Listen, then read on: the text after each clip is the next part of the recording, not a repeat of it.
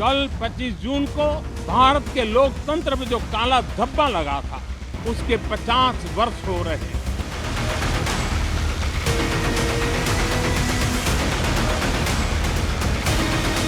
मल्लिकार्जुन खड़गे, प्रियंका वाड्रा, राहुल गांधी, सोनिया गांधी, डीएमके और India alliance के तमाम जो लोग हैं, इस पे एक चुप्पी साधे हुए हैं।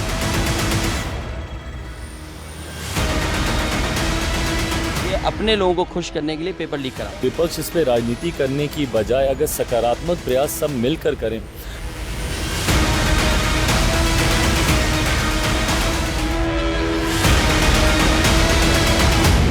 अपना एयर कंडीशन अनशन समाप्त करने के बहाने ढूंढ रहे हैं आम आदमी पार्टी के नेता।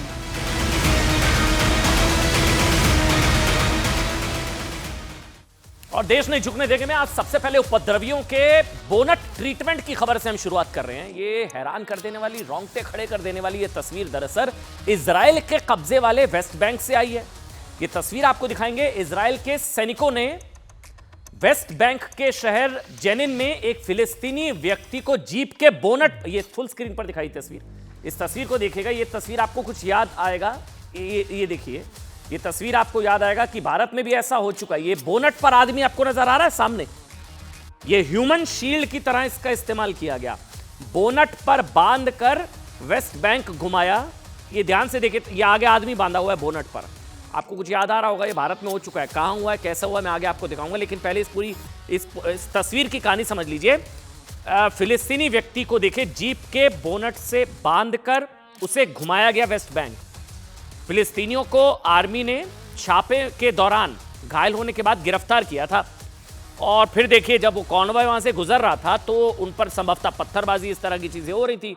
और वीडियो में नजर आ रहा है कि एक घायल फिलिस्तीनी इजरायली, ये देखिए, इजराइल की सेना की जीप के बोनट के ऊपर बंधा हुआ है। ये देखिए आप, वो जख्मी हालत में है। और इसको मैं यहां पर भी दिखा पाऊंगा। ये देखिए, ये जो जीप आपको नजर आ रही है, ये जीप के ऊपर ये जो शख्स लेटा हुआ है, ये एक फिलिस्तीनी नागरिक है। इसको लेकर बड़ा विवाद हो गया है। इसको लेकर बड़ा विवाद हो गया। देखिए, आप देख पा रहे होंगे, ये वीडियो जो है, वीडियो में भी आप देख पा रहे होंगे। ये देखिए, ये जो एनसर्कल हमने किया हुआ है, ये बोनट के ऊपर इजरायली जो आईडीएफ है, इजरायली डिफेंस फोर्सेस, हालांकि उन्होंने माफी मांग ली है।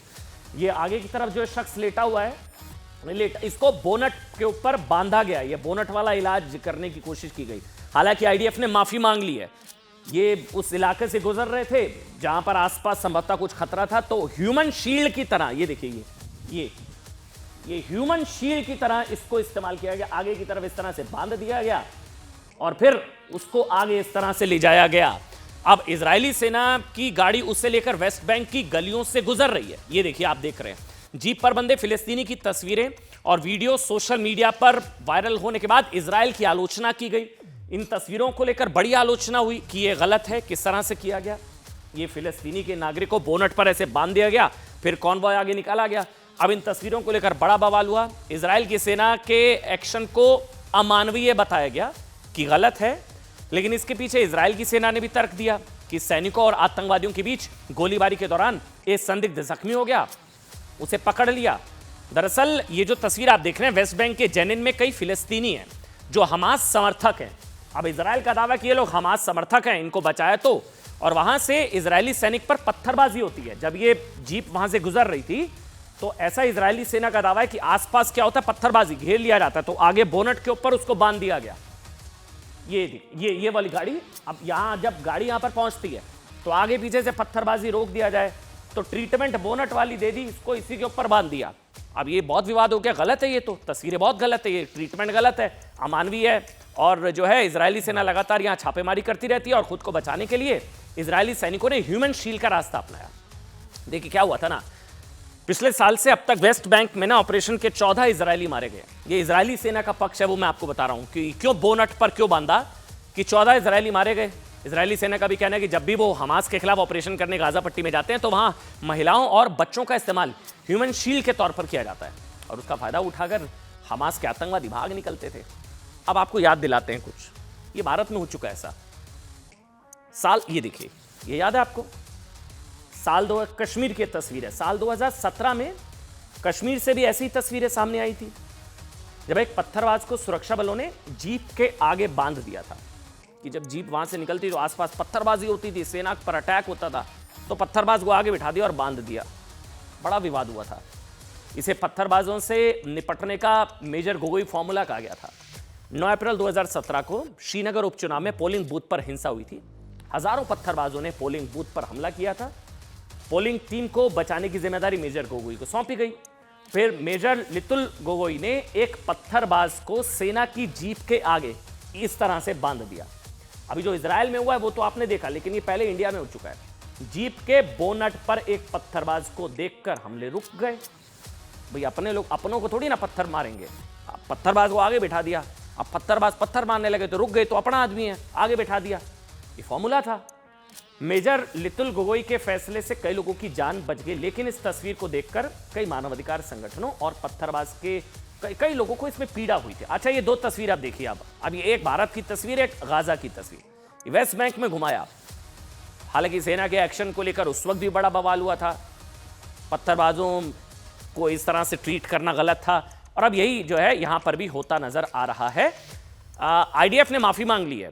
इजराइल डिफेंस फोर्सेस ने माफी मांग ली है, यह भी आपको बताना जरूरी है। आईडीएफ ने पूरा प्रकरण सामने आने के बाद माफी मांग ली है। आगे बढ़ेंगे। आज की एक और बड़ी खबर। अब बात संविधान के नाम पर संसद में हुए हंगामे की। संविधान को लेकर डर या ड्रामा? बचाओ बचाओ संविधान बचाओ। कल 25 जून को भारत के लोकतंत्र में जो काला धब्बा लगा था, उसके 50 वर्ष हो रहे हैं। बचाओ बचाओ जो आक्रमण प्रधानमंत्री जी अमित शाह जी कॉन्स्टिट्यूशन पर, संविधान पे कर रहे हैं, वो हमारे लिए एक्सेप्टेबल नहीं है। भारत में फिर कभी कोई ऐसी हिम्मत नहीं करेगा जो 50 साल पहले की गई थी। Without declaring emergency, you are doing it. ने एक बार ये झूठ बोल के फैला के चुनाव जीत गए। अगली बार ये अब झूठ नहीं चलेगा। इमरजेंसी के बारे में खुद राहुल जी ने माफी मांगी, गलती हुई। नरेंद्र मोदी जी बोले ना कि मैं 10 साल में मैं देश के लिए बहुत बड़ा गलत कर रहा हूं, तो उसकी माफी मांगे। संविधान खतरे में नहीं है, संविधान सुरक्षित है।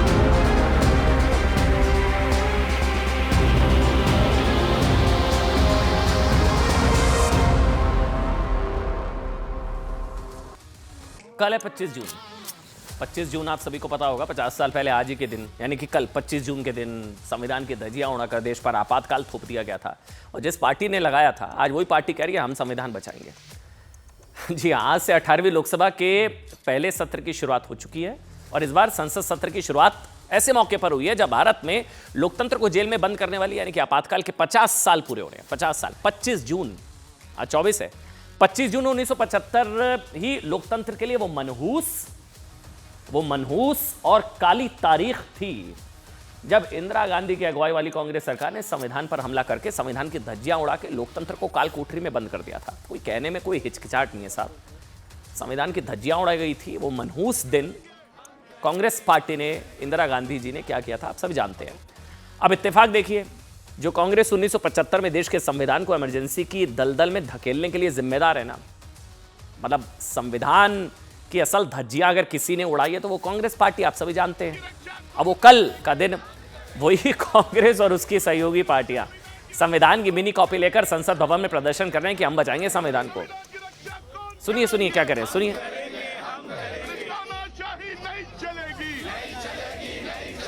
संविधान की रक्षा हम करेंगे।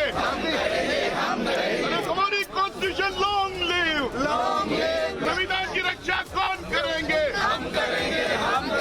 संविधान की रक्षा। देखिए, एक चीज अच्छी है कि संविधान की रक्षा की बात की जा रही है। हाँ, और संविधान की रक्षा की जरूरत है, लेकिन सवाल है किससे?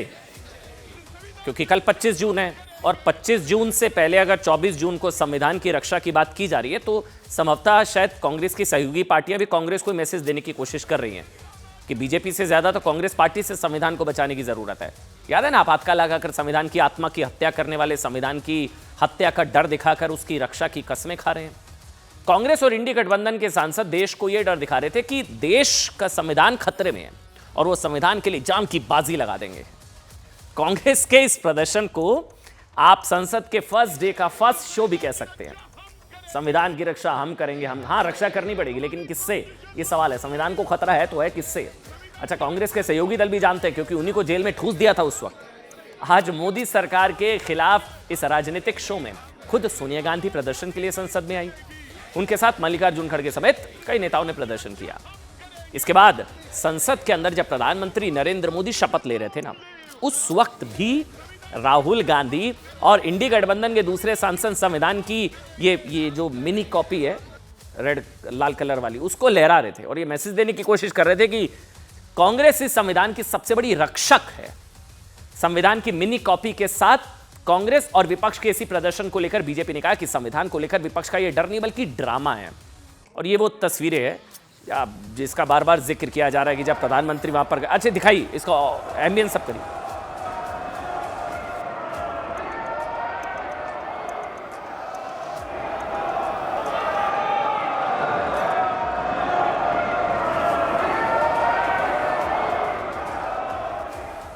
अच्छा, बीजेपी ने कहा है कि भाई ये बहुत अच्छी चीज़ भी है क्योंकि कल 25 जून है। अगर कांग्रेस पार्टी को इस बात का एहसास है तो संविधान की महत्ता समझ में आ पा रही है। वैसे आज कांग्रेस के नेता सिर पर जिस संविधान को लेकर घूम रहे हैं, उसी संविधान को सत्ता के लिए कांग्रेस ने आपातकाल की जेल में बंद कर दिया था। अब तो सत्य है, देखिए अब ये तो सत्य है ना, अब इसको कोई डिनाई नहीं कर सकता। 1975 में आपातकाल लगाकर संविधान की हत्या की गई थी। यह भी सत्य है कि आपातकाल कांग्रेस सरकार ने लगाया था और आपातकाल को लेकर गांधी परिवार ने आज तक सार्वजनिक रूप से कोई खेद नहीं व्यक्त किया। इतिहास के रियर व्यू मिरर में देखें तो आपातकाल पर आज संसद में बेहद दिलचस्प तस्वीर भी दिखाई दी। आज मोदी को संविधान विरोधी बताने वाले सांसदों में अखिलेश यादव भी थे। वो तस्वीर जो हम आप अगर दिखाएं, हाँ अखिलेश यादव भी देखिए साथ में है। वो कह रहे हैं संविधान बचाएंगे। वो इशारों में कांग्रेस की तरफ इशारा कर रहे होंगे, आपसे ही बचाना है, आपने तो पिताजी को मेरे जेल में डाल दिया था। याद दिलाते हैं, अखिलेश यादव उस कांग्रेस के साथ प्रदर्शन कर रहे थे संविधान बचाने के लिए, जिसने ये देखिए, आप तस्वीरों में ध्यान से देखिए, 50 साल पहले उनके पिता मुलायम सिंह यादव को इमरजेंसी के दौरान 19 महीने तक जेल में रखा था। मुलायम सिंह यादव को 19 महीने तक जेल में रखा था। कांग्रेस के लगाए इसी आपातकाल को याद करके तस्वीरों में देखिए, मुलायम सिंह यादव जी ने कहा था कि इमरजेंसी की याद से शरीर में सिरहन पैदा होती है। 19 महीने जेल में रहे थे मुलायम सिंह यादव, और आज देखिए साथ में अखिलेश यादव और संविधान की कॉपी हाथ में, हम बचाएंगे संविधान। तब संविधान की धज्जियां उड़ाते हुए आपके पिताजी को 19 महीने जेल में इसी कांग्रेस पार्टी ने डाला था। इसी तरह आज आरजेडी भी मोदी को संविधान विरोधी बताने में कांग्रेस के साथ है, जबकि आरजेडी के मुखिया लालू प्रसाद यादव भी 1975 की इमरजेंसी के दौरान गिरफ्तार किए गए थे। लालू ने, याद करिए, अपनी बेटी का नाम मीसा भी MISA इसीलिए रखा क्योंकि इमरजेंसी के दौरान उन्हें मीसा कानून के तहत जेल में रखा गया था। MISA मीसा, तो वो जेल में थे, बेटी का जन्म हुआ तो उनका नाम मीसा रख दिया लालू प्रसाद यादव जी ने। और आज वही लालू के सुपुत्र तेजस्वी जी कांग्रेस पार्टी के साथ है। संविधान को खतरा है, वो किससे है, ये सवाल है। और रक्षा अगर करने की जरूरत हो तो किससे रक्षा करने की जरूरत है। आज संसद सत्र की शुरुआत से पहले प्रधानमंत्री नरेंद्र मोदी ने भी देश को आपातकाल की याद दिलाई। मोदी ने कहा कि 50 साल पहले 25 जून को इमरजेंसी के नाम पर लोकतंत्र पर काला धब्बा लगाया गया। वो मनहूस दिन था। वो इस बयान से चिड़ी कांग्रेस ने मोदी के 10 साल के शासन को आपातकाल बता दिया। सुनिए। कल 25 जून को भारत के लोकतंत्र में जो काला धब्बा लगा था, उसके 50 वर्ष हो रहे हैं। भारत की नई पीढ़ी इस बात को कभी नहीं भूलेगी कि भारत के संविधान को पूरी तरह नकार दिया गया था। संविधान के लीरे लीरा उड़ा दिए गए थे। देश को जेल खाना बना दिया गया था। लोकतंत्र को पूरी तरह दबोच दिया गया था। इमरजेंसी के ये 50 साल इस संकल्प के हैं कि हम गौरव के साथ हमारे संविधान की रक्षा करते हुए भारत के लोकतांत्रिक परंपराओं की रक्षा करते हुए देशवासी संकल्प लेंगे कि भारत में फिर कभी कोई ऐसी हिम्मत नहीं करेगा जो 50 साल पहले की गई थी। और यही बात बोलेंगे। और इमरजेंसी के 50 साल हो रहे बोले तो तुम इमरजेंसी से without declaring emergency you are doing it. इसीलिए हर बार वही बात बोल के आप कितने दिन ऐसा ही अपनी हुकूमत करना चाहते हैं। अब याद करिए 4 जून को नतीजे आए थे ना, तब लगा था कि विपक्ष के लिए लोकतंत्र संविधान खतरे से बाहर आ गया, संविधान मजबूत हो गया था। अब लगा कि संविधान खतरे से बाहर आ गया, इससे संविधान की जीत बताया गया था। हालांकि 20 दिन में ही कांग्रेस पार्टी वापस संविधान खतरे में वाले मोड में चली गई है। इसके अलावा इमरजेंसी की वो काली कहानी क्या है जिसके दाग कांग्रेस आज तक नहीं छुड़ा पाई है, ये बताने से पहले आपको बताते हैं कि आज संसद में कांग्रेस ने कहते मोदी के खिलाफ संविधान विरोधी नैरेटिव तैयार करने की नाकाम कोशिश की। आज संसद में प्रदर्शन कर रही कांग्रेस और इंडी गठबंधन का कहना था कि भाई प्रधानमंत्री संसद और संविधान पर हमले कर रहे हैं, संविधान खतरे में है, मोदी के रहते संविधान खतरे में है। एक वजह बताई गई, विपक्ष ने आरोप लगाया कि प्रोटेम स्पीकर की नियुक्ति की वजह से यह आरोप लगाया। प्रोटेम स्पीकर, कहानी सुनिएगा, मैं सुनाऊंगा आपको। कांग्रेस और इंडी गठबंधन क्या चाहता है? कांग्रेस और इंडी गठबंधन चाहता है कि प्रोटेम स्पीकर 8 बार के कांग्रेस के सांसद के सुरेश को बनाया जाए, जबकि राष्ट्रपति ने 7 बार के सांसद भर्तृहरि महताब को लोकसभा जो ये पद जो है प्रोटेम स्पीकर बनाया अस्थायी। अब इसी बात को लेकर कांग्रेस और विपक्षी दलों ने मोदी के खिलाफ संविधान पर हमले का मुद्दा बना दिया, संविधान खतरे में आ गया। वजह क्या है सुनिए। कांग्रेस और इंडी गठबंधन का कहना था कि के सुरेश दलित हैं और इन्हें प्रोटेम स्पीकर ना बनाया जाना संविधान विरोधी कदम है, वो दलित हैं। सवाल ये है, कांग्रेस और इंडी गठबंधन को अगर दलितों की इतनी चिंता है ना, तो ये तस्वीरें देखिए। आज इन तस्वीरों पर कोई बात नहीं कर रहा है। दर्दनाक, खौफनाक और पूरे देश का सर शर्म से झुका देने वाली तस्वीरें आई हैं तमिलनाडु से। अब क्योंकि दक्षिण से है, तमिल से है, कौन बताए इस खबर को। तमिलनाडु में ना नकली शराब से दलितों की मौत पर कोई प्रदर्शन कोई नहीं कर रहा है। तमिलनाडु में नकली शराब से अब तक सोचिए कितने लोगों की मौत हो चुकी होगी। कमल हासन कह रहे थे ना कि पीने वालों की गलती है, वो बता रहे थे कि ऐसे पियो वैसे ना पियो, वो अलग ही लेवल पर ज्ञान दे रहे थे। 58 लोगों की मौत हो चुकी है, 58 लोगों की मौत नकली शराब की वजह से। 32 दलित हैं। बड़ी चिंता हो रही है ना, दलित को प्रोटेम स्पीकर नहीं बनाया, 32 दलितों ने दम तोड़ दिया। आपकी जुबान नहीं खुल रही है। बीजेपी ने आरोप लगाया है, सवाल पूछा है कि कांग्रेस और इंडी गठबंधन जहरीली शराब कांड पर इसलिए चुप है क्योंकि आरोपी का संबंध डीएमके से है। यह बीजेपी का आरोप है। सोचिए, तमिलनाडु में नकली शराब की वजह से 58 से ज्यादा लोगों की मौत हो चुकी है। नकली शराब वाले नरसंहार पर किसी का संविधान खतरे में नहीं आया। संविधान खतरे में आ जाता है ना। उधर बंगाल की बात कर लेते हैं। पश्चिम बंगाल में सोचिए, चुनाव खत्म होने के बाद चुन चुनकर बीजेपी कार्यकर्ताओं पर हमले के आरोप लगे। क्या किसी विपक्षी पार्टी का संविधान या लोकतंत्र खतरे में आया? बंगाल में 4000 कार्यकर्ताओं और उनके परिवारों को जान का खतरा है, पलायन करना पड़ रहा है। किसी का संविधान खतरे में आया? किसी विपक्षी पार्टी ने संविधान को खतरे में बताया? कांग्रेस की सरकारों में पत्रकारों पर एफआईआर हो रही है। संविधान तो सुरक्षित हो जाता है ना तब। मध्य प्रदेश के इंदौर में एक बीजेपी कार्यकर्ता की गोली मारकर हत्या कर दी जाती है, तब संविधान खतरे में नहीं आता। विपक्षी पार्टी को कई लोकतंत्र या संविधान खतरे में नजर नहीं आता। लेकिन लगातार तीसरी बार प्रधानमंत्री बने मोदी ने आज जैसे ही सदन में शपथ ली, पूरे विपक्ष का संविधान अचानक से खतरे में चला गया। जबकि आज की तारीख तो उस इतिहास को याद करने की है जब देश का संविधान असल में खतरे में था। अब मैं आपको बताता हूं, आप जानना चाह रहे हैं ना। भारत में आपातकाल 25 जून 1975 को लगाया गया था। आपातकाल इसलिए लगाएगा क्योंकि इंदिरा गांधी टेम्परिंग के जरिए चुनाव जीतने की दोषी साबित हुई, उनका निर्वाचन रद्द हो गया था। इलाहाबाद हाईकोर्ट ने उनके 6 साल तक चुनाव लड़ने पर रोक लगा दी थी। कहानी सुनिएगा। ऐसे में उनके पास प्रधानमंत्री पद छोड़ने के अलावा कोई रास्ता नहीं था। कुर्सी ना छोड़नी पड़े इसके लिए इंदिरा गांधी ने देश में करीब 2 साल तक आपातकाल लगा दिया। कुर्सी ना छोड़नी पड़े इसलिए संविधान की धज्जियां उड़ा दी गई। तब कांग्रेस सरकार ने नागरिकों से लोकतंत्र के सभी अधिकार छीन लिए थे और आज विपक्ष के तमाम बड़े नेताओं को उस वक्त जेलों में ठूस दिया गया था। वो थी असली तानाशाही। इसके अलावा कांग्रेस बार बार देश को डराती है कि मोदी संविधान बदल देंगे, संविधान बदल देंगे, होता है ना ये बार बार। आज आपको इस बात का भी इतिहास हम बता देते हैं कि किसने बदला, कितनी बार बदला। मोदी बदल देंगे ना। संविधान को तो खुद पंडित जवाहरलाल नेहरू ने बदला था, इंदिरा गांधी ने बदला था। देश में संविधान लागू होने के 16 महीने बाद ही नेहरू जी सबसे पहले संविधान संशोधन का प्रस्ताव लेकर आए थे।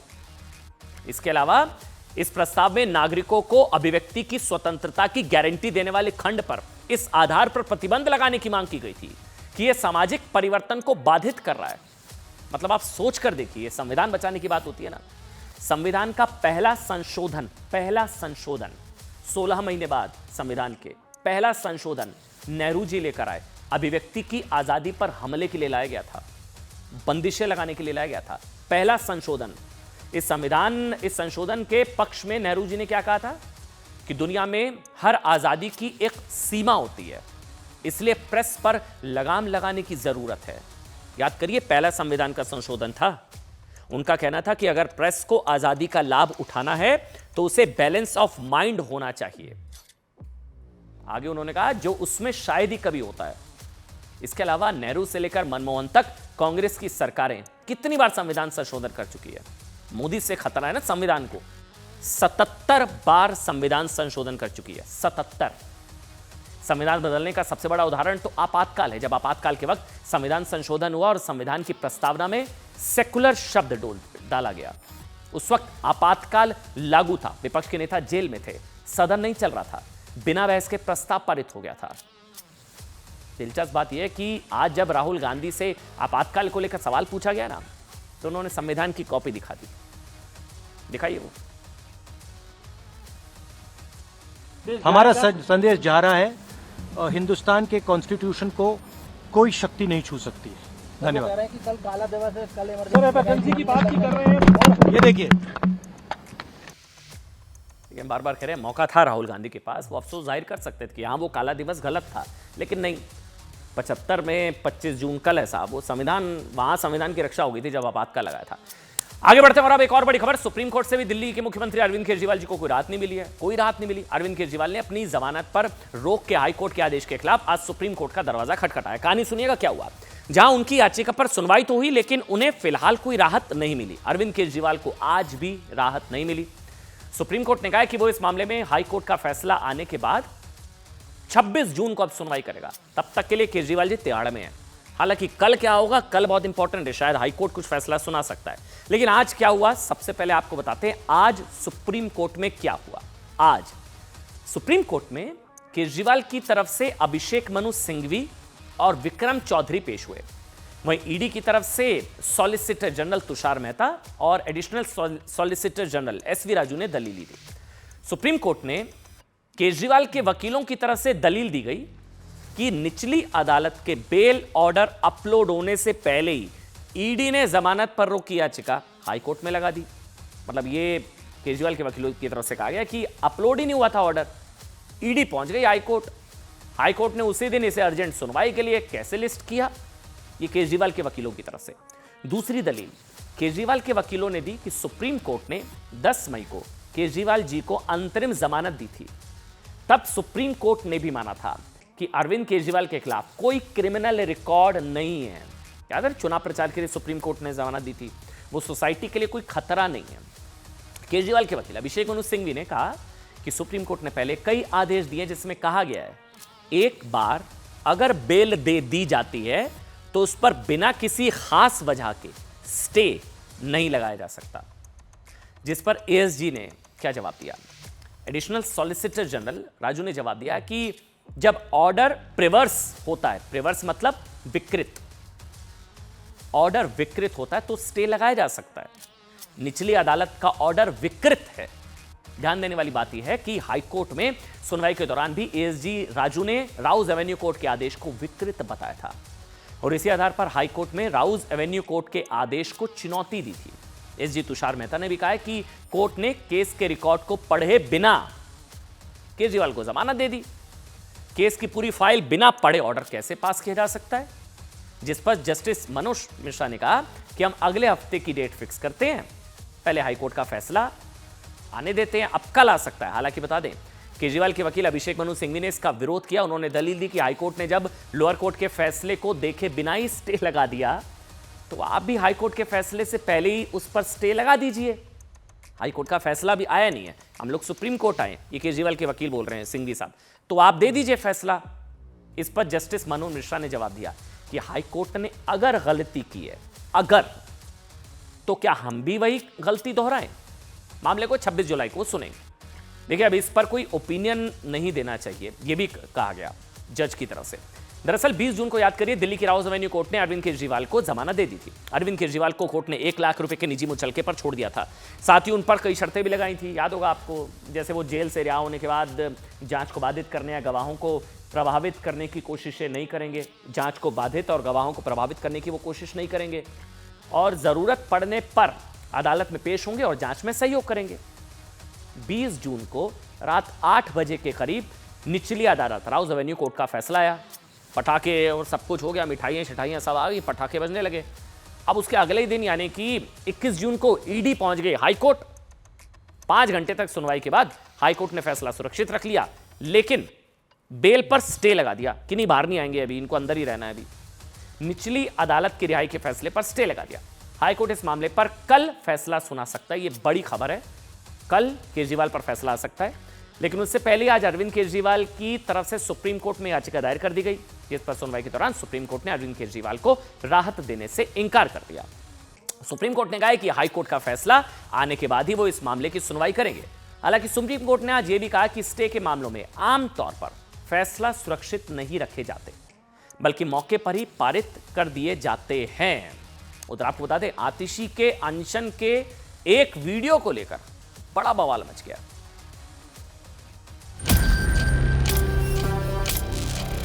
अपना एयर कंडीशन अनशन समाप्त करने के बहाने ढूंढ रहे हैं आम आदमी पार्टी के नेता। कितना भी कष्ट हो, ये अनशन करने का मेरा संकल्प दृढ़ है।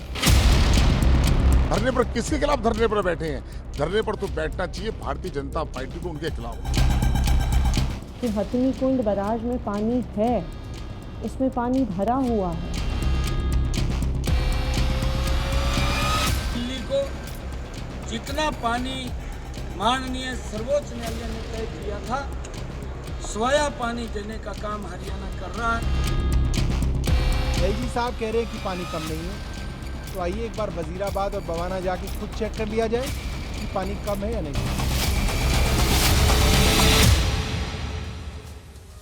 मैंने कहा ना, आतिशी के एक वीडियो को लेकर बवाल मच गया है। बीजेपी आरोप लगा रही है कि आतिशी का सत्याग्रह स्टंट है, सियासी स्टंट बता रही है।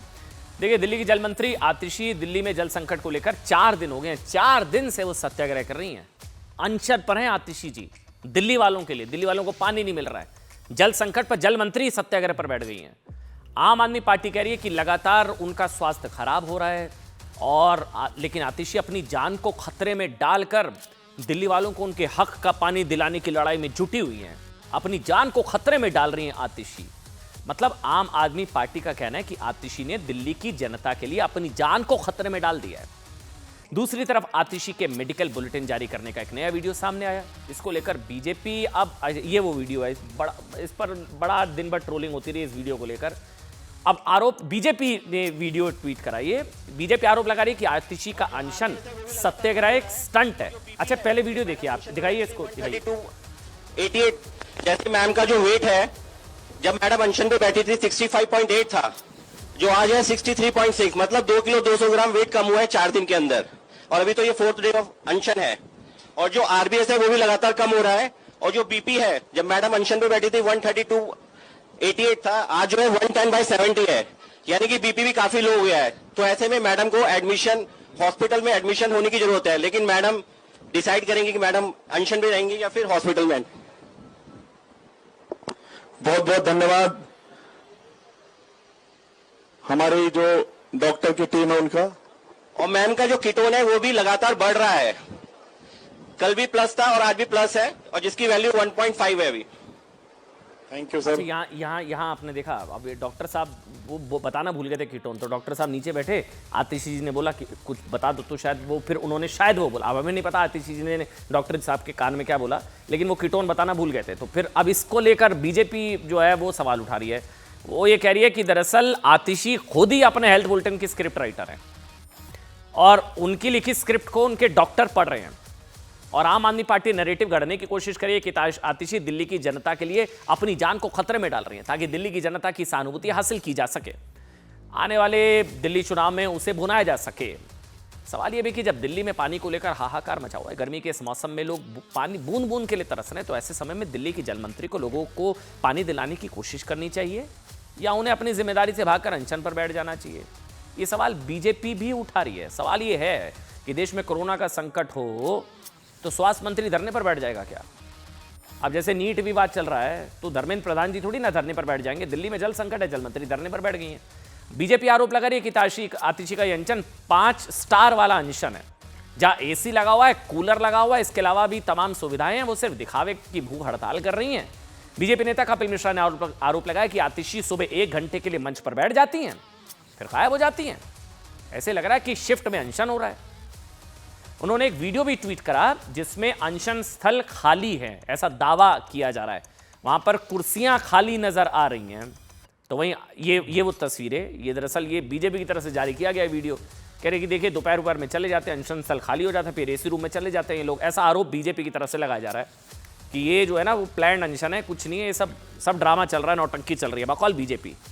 कुर्सियां खाली दिखती हैं। वहीं आतिशी दिल्ली के जल संकट के लिए बीजेपी को जिम्मेदार ठहरा रही है। उन्होंने आज एक बार फिर एक वीडियो जारी करके आरोप लगाया कि हरियाणा की बीजेपी सरकार पिछले 3 हफ्तों से 100 MGD यानी कि करीब 40 करोड़ लीटर पानी हर रोज कम दे रही है, और इसकी वजह से दिल्ली के 28 लाख लोगों को पानी नहीं मिल रहा है। लेकिन अब इंडी गठबंधन में आम आदमी पार्टी की सहयोगी पार्टी कांग्रेस भी दिल्ली के जल संकट के लिए आतिशी पर सवाल उठा रही है। कांग्रेस पार्टी का कहना है कि जब दिल्ली सरकारी धरने पर बैठेगी तो काम कौन करेगा? मेरा स्वास्थ्य चाहे कितना भी खराब हो, मेरे शरीर को चाहे कितना भी कष्ट हो, ये अनशन करने का मेरा संकल्प दृढ़ है। और जब तक 28 लाख दिल्ली वालों को पानी नहीं मिलता है, मेरा ये अनिश्चितकालीन अनशन जारी रहेगा। 3-3, 4-4 मंत्री खड़े होकर बोलते हैं, लेकिन पानी की चोरी, पानी की कालाबाजारी और टैंकर माफिया पे एक शब्द नहीं बोलते। और जो जिसे आप अनशन कह रहे हैं, वो एयर कंडीशन अनशन क्योंकि सक्सेस नहीं हो पा रहा है और कोई रास्ता ढूंढ रहे हैं निकलने का, कोई एस्केप रूट ढूंढ रहे हैं। अपने हक का पानी हरियाणा किसी का पानी नहीं रोक रहा।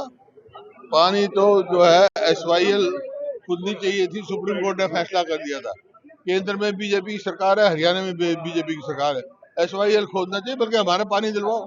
ये तो बीजेपी की सरकार है यहाँ जो इनको पानी दे रही है। अगर इंडियन नेशनल लोकदल पार्टी की सरकार होती, मैं नहर बंद कर देता, और तब तक एक बूंद पानी दिल्ली को नहीं देते जब तक हमारा पानी हमारे हिस्से का नहीं, हमें ना मिल जाता। और अगली खबर बहुत ध्यान से देखिएगा, ये खबर ये देखिए आप, इन तस्वीरों को बहुत ध्यान से देखिए क्योंकि आप भी सोसाइटी में रह रहे हो। एक महिला को करीबन वहां 12 से 15 कुत्तों ने घेर लिया, 15 से ज्यादा कुत्तों ने हमला किया। ये देखिए आप तस्वीरें, ये वीडियो उन्हें देखना चाहिए जिनके आसपास पालतू डॉग्स हैं, वो ऐसी जगह रहते हैं जहां आवारा डॉग्स की संख्या ज्यादा है। हैदराबाद से आया ये वीडियो डराने वाला है, अलर्ट करने वाला है। ये देखिए आप, 14 से 15 आवारा कुत्ते हैं। ये हैदराबाद के मणिकोंडा में मॉर्निंग वॉक पर निकली एक महिला को 15 से ज्यादा कुत्तों ने घेर लिया। शुरुआत में तो महिला को लगा कि वो इन डॉग्स को शायद भगा देंगी, लेकिन धीरे धीरे वो कुत्ते ज्यादा आक्रामक हो गए। इस दौरान करीब 40 सेकंड तक वो महिला खूंखार कुत्तों से खुद को बचाती रही। इस दौरान 1-2 कुत्तों ने उसे नोचने की कोशिश की। काफी देर तक महिला उन कुत्तों के झुंड से बचती रही, कोशिश करती रही। बाद में खुद लड़खड़ाकर नीचे गिर गई और इस दौरान ऐसा लगा कि वो कुत्ते महिला को नोच लेंगे, लेकिन किसी तरह महिला ने हिम्मत दिखाई और वहां से जान बचाकर वो भागी। लेकिन कुत्तों ने उसका पीछा वहां पर भी किया। कुछ देर में वहां एक बाइक सवार आता है, ये देखिए आप वो तस्वीर भी देख रहे हैं। उसके बाद वो महिला नीचे गिरी और ये यहीं का मामला नहीं है, हैदराबाद, आज देश में अलग अलग जगह से इस तरह की तस्वीर आई है।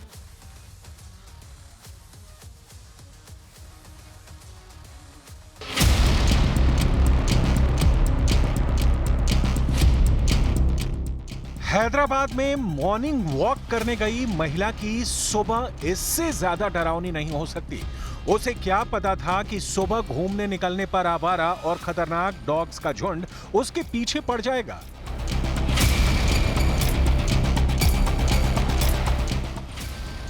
एक दो नहीं 15 से ज्यादा आवारा डॉग्स ने महिला को घेर लिया। इस दौरान वो महिला किसी तरह अपनी जान बचाने की कोशिश करती नजर आई, लेकिन कुत्तों ने उसका पीछा नहीं छोड़ा। कुत्तों से घिरी वो महिला इतना घबरा गई कि वो एक बार तो कुत्तों के झुंड के बीच ही गिर पड़ी,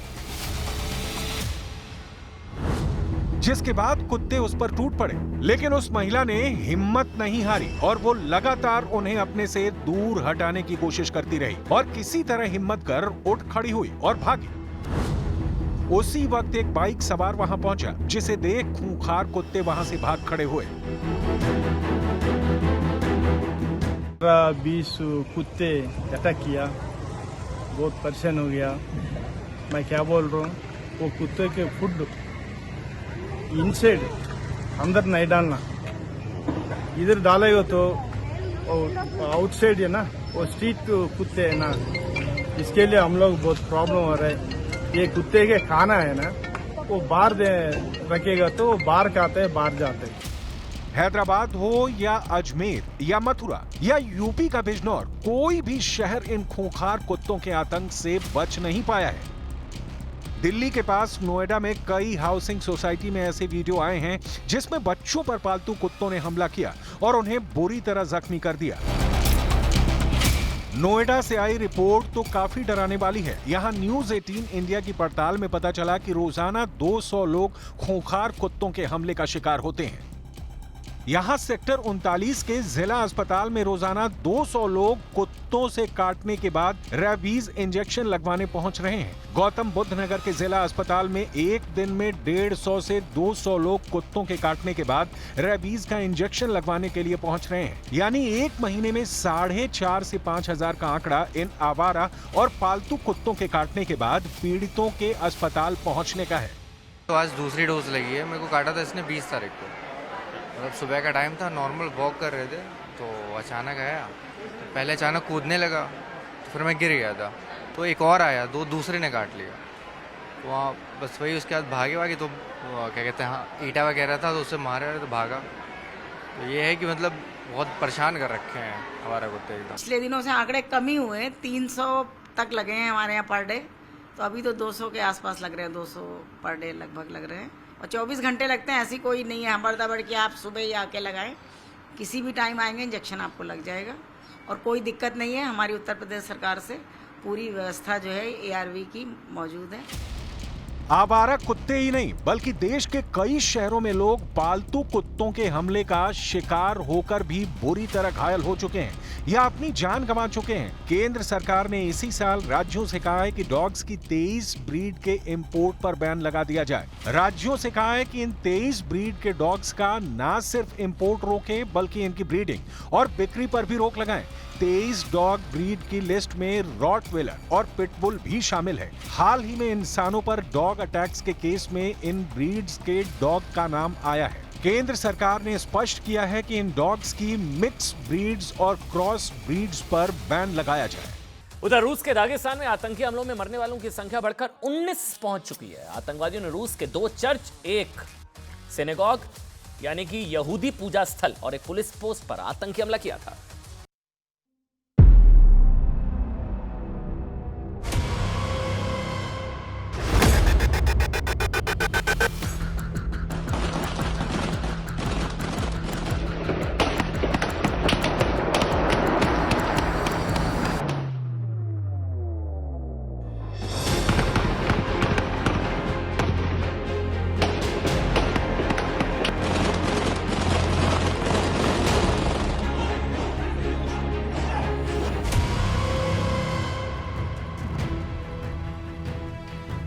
एक बार फिर आतंकी हमलों से रूस थर्रा उठा। जिस तरह से इजरायल में हमास के आतंकियों ने घुसपैठ कर हमला किया था, ठीक उसी तरह रूस के दागिस्तान में आतंकी सड़क पर मौत का खेल खेलते हुए दिखे।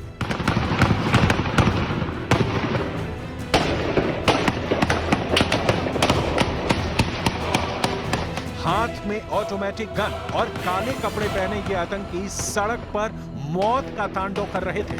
जो भी इन्हें देखता उस पर ये गोलियां बरसा रहे थे।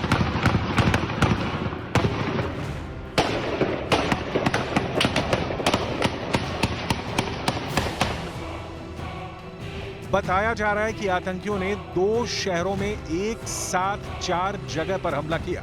दागिस्तान का मखाज काला और दरबन में जबरदस्त गोलीबारी की गई।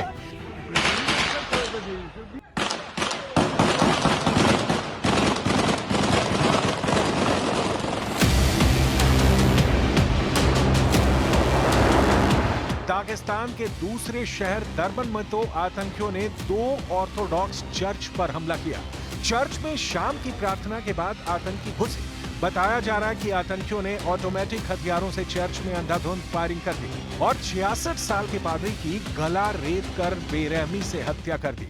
आतंकियों ने यहूदी प्रार्थना स्थल सिनेगॉग पर भी गोलियां बरसाईं और उसे आग के हवाले कर दिया। दागिस्तान के मखाज काला के बीच पर उस वक्त अफरा तफरी मच गई जब 2 आतंकी वहां भी नरसंहार करने पहुंच गए। वीडियो में देखा जा सकता है कि स्पेशल फोर्स ने 2 आतंकियों को पकड़ा और उस दौरान लोग जान बचाकर भागते दिख रहे हैं।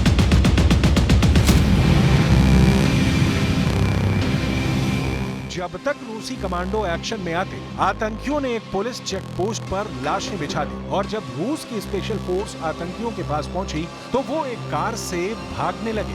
दोनों तरफ से हुई गोलीबारी में अब तक 7 आतंकी मारे जा चुके हैं।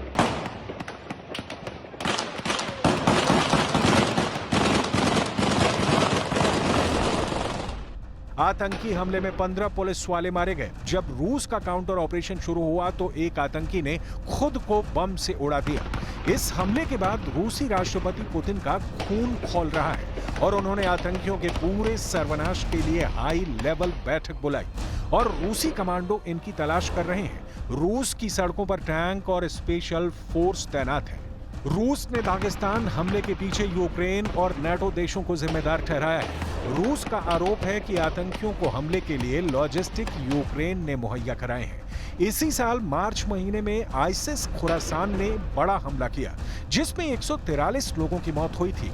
इसलिए दागिस्तान हमले के पीछे भी आईसिस पर शक जताया जा रहा है।